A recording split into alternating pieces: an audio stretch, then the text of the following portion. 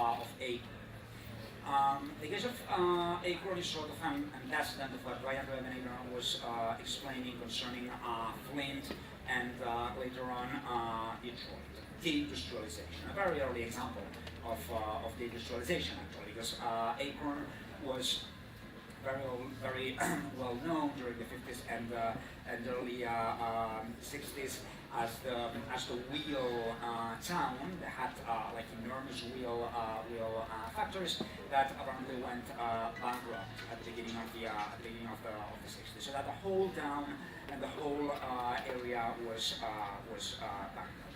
And this is the so this is the scene or the setting in which this scene is taking place.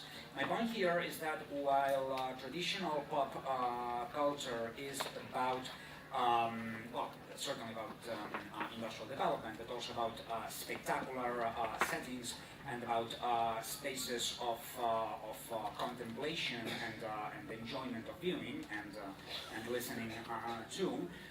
Contemporary after-pop culture is about deserted landscapes, such as this Acorn landscape, which is made of abandoned factories, rusty machinery, brick windows, sort of early cyberpunk thing in which industrialization and the pop industry have collapsed. So this was one of the high schools in Bath, and this was a teenager called Dahmer, who was very good at faking nervous attacks. He would be on his own, having lunch or standing in class, and all of a sudden he would start yelling and shouting and acting as if he was having an attack. So he was so good at that those three classmates that you can see down there, decided to create the Jeffrey Dahmer fan club. And this graphic novel called My Friend Dahmer by Durf, the gay, the guy on the left corner, is an autobiographical account, a memoir of this story. So Dahmer's fan club number one was sort of an unconscious countercultural reaction against the death of the American dream in Acorn. You have nothing to respect, you have nothing to admire, you have no social or even political values to relate to. So the only great thing to cheer about and to be happy about is this total freak, which was also a delirium tremens alcoholic at age 15. A second important element of this new peculiar type of fandom is performance. You've already heard some interesting things about this. Jeffrey Dahmer claimed that his performance was an imitation of a guy who happened to be a salesman, who was a friend of his mother, who suffered from epileptic attacks. So he told his friends, and they bought the story.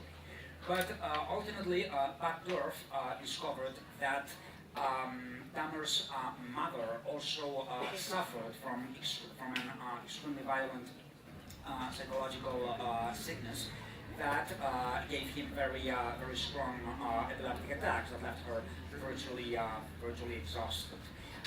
So while saying that he was imitating salesmen, Dahmer was actually creating a reenactment of her mother's sickness. So his performance has this double element. On the one hand, it looks as an imitation, as an mimesis, or as an emulation or a freak, while on the other hand, it's sort of a private, autobiographical reenactment of a personal, familiar situation, which obviously makes it very different from traditional or modern notions of imitation, emulation, and admiration. So this scene, the album was published here by La Cúpula, shows the epitome of Jeffrey Dahmer's act when, at the end of his high school, of his last high school years, he was brought by his friends to the local mall, the landowning mall in Bath, and he performed an epileptic attack, grand finale, going from store to store and totally devastating the mall, which would totally look like a sort of Viennese action if it had been done at the same time, but since it was in Bath, nobody noticed. So I suppose some of you already know that Jeffrey Dahmer grew up to be a serial killer and rapist and cannibal, known as the Milwaukee cannibal, killer of 22, who was judged and sentenced to life sentence at the end of the 90s. He ended up dying in prison, apparently stabbed on the back by another inmate. So this marks the appearance of the second fun plot. Serial killer groupies became a strong fandom phenomenon, at least since the Charles Manson case, and some of them became organized in the early 90s, and this is a subcultural sort of neo-Gothic phenomenon that's also related to art. Some serial killers were fried in the electric chair, while some of them, such as Dahmer or John Wayne Gacy, would rot in jail for countless years, which would give them a great occasion to create a cult around them. And they had lawyers and helpers who would help them with that. So both Dahmer and John Wayne Gacy were phony artists. They spent most of their time painting and drawing. John Wayne Gacy did tacky, kitschy oil paintings of sad, crying clowns, while Jeffrey Dahmer was very fond of nightscape drawings, which are sold on the web, and which are actually pretty expensive. A drawing by Jeffrey Dahmer is currently sold at $5,000 or $6,000, which is quite a lot for a drawing from a non-trained artist.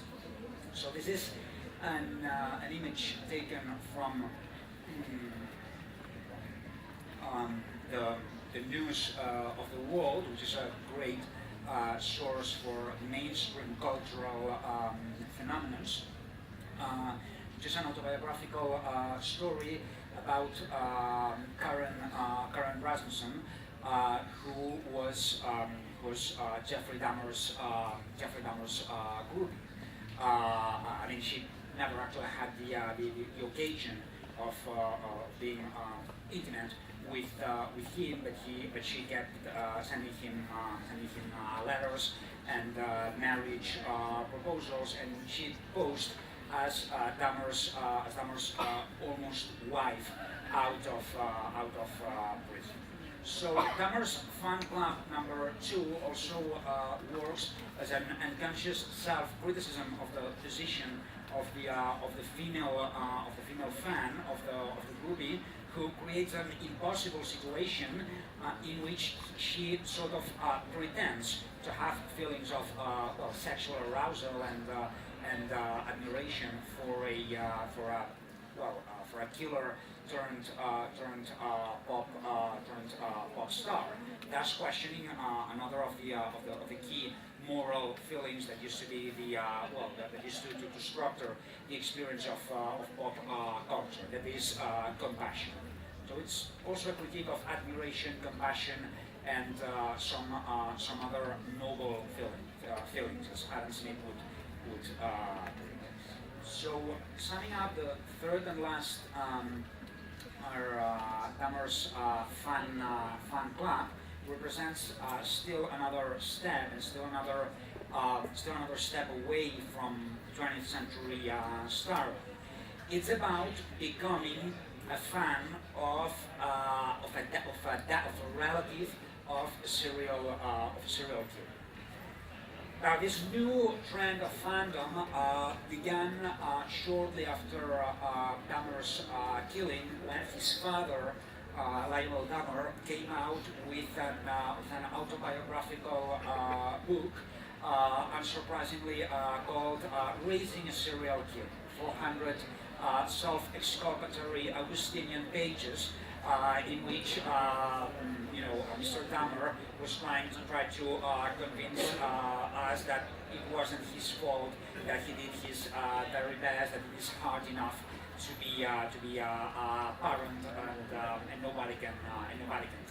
Now, there's a very interesting recollection of this book in Spanish literature. It can be found in Luis Mariñas' short story collection Habitación Doble, and it's a long tale called Paisaje Invernal, which is a technical commentary on the autobiography.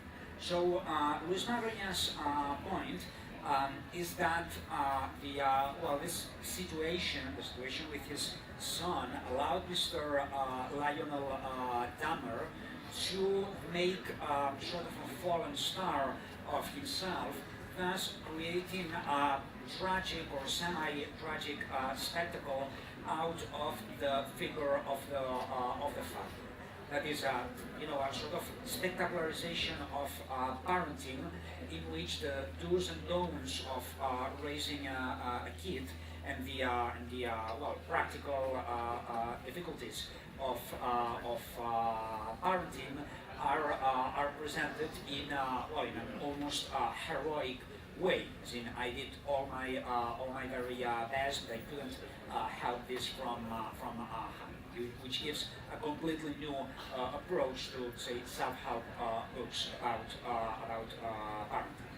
So, lastly, Lionel Dahmer's book opened a this new strain of fandom, of which the very last example can be found in the last issue, in last month's issue of the New Yorker. As you can see, the cover story here is called "The Sandy Hook Killer Was My Son." A year after the tragedy, Peter Lanza tells his story for the first time to Andrew Solomon, and it's a 15 pages self-exculpatory monologue about which we could say a new star is born.